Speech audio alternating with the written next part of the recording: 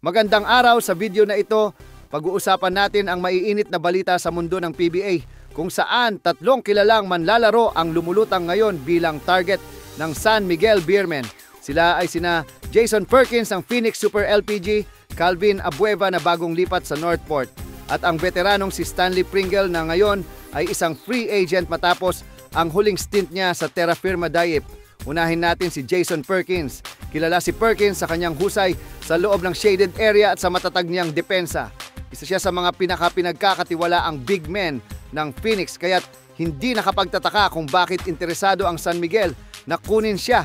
May kakayahan siyang umiskor sa labas at loob at malaking tulong ito para sa rotation ng San Miguel sa front court. Sa kabilang banda, si Calvin Abueva ay isa ring pangalan na matunog ngayon sa kampo ng San Miguel. Bagamat bagong lipat pa lang siya sa Northport, may mga lumalabas na balita na posibleng hindi siya magtagal doon. Minsan na siyang naging parte ng San Miguel Corporation umbrella, kaya marami ang naniniwalang posible siyang bumalik sa SMC ngayong tila nagkaka-interes muli ang Beermen sa kanyang serbisyo. Ang estilo ng laro ni Abueva ay swak na swak sa sistema ng San Miguel. Kilala siya bilang The Beast dahil sa kanyang walang takot na paglalaro. Isa siyang energizer sa court, rebounder, scorer, defender, kaya't siguradong magiging malaking asset siya kung sakaling makuha muli ng San Miguel ang kanyang serbisyo. Samantala, isang interesting na pangalan din ang lumilitaw ngayon, si Stanley Pringle. Free agent na siya ngayon matapos hindi mag-renew sa Terra Firma Dayip, at ayon sa ilang ulat, nasa radar din siya ng San Miguel.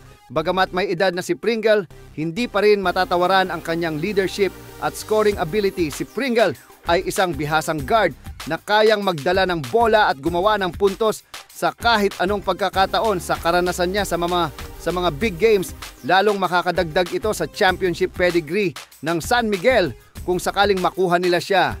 Ang kanyang veteran presence ay siguradong magiging malaking tulong sa kanilang backcourt. Kung tutuusin, lahat ng tatlong players na ito ay may kanya-kanyang kakayahan na swak sa pangangailangan ng San Miguel. Sa tindi ng kompetisyon sa PBA ngayon, importante na may depth ang isang team, at kung makuha ng SMB ang kahit isa o dalawa sa kanila, siguradong lalong titibay ang kanilang lineup. Mula sa matatag na inside game ni Perkins, sa intensity at versatility ni Abueva, hanggang sa experience at scoring ni Pringle, kitang-kita kung bakit sila ngayon ang binabantayan ng San Miguel Beermen. Hindi lang basta pangalan ang dala ng mga ito, kundi tested na galing sa PBA court. Maging ang chemistry ng mga ito sa mga players ng San Miguel ay may potensyal na maging malalim. Si Abueva halimbawa ay minsan nang nakasama ng ilan sa mga core ng SMB noong nasa Magnolia pa siya, kaya't hindi malabong mabilis siyang maka-adjust kung sakali.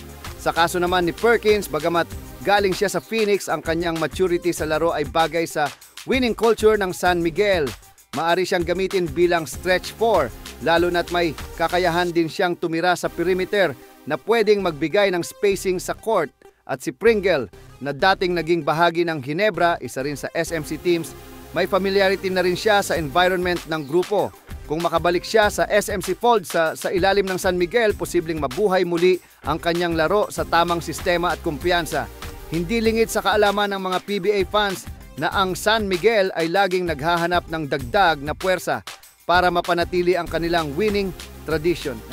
At sa mga pangalang lumulutang sa ngayon, mukhang papunta na naman tayo sa isang malaking galawan sa liga. Malinaw na ang interes ng San Miguel ay hindi basta-basta.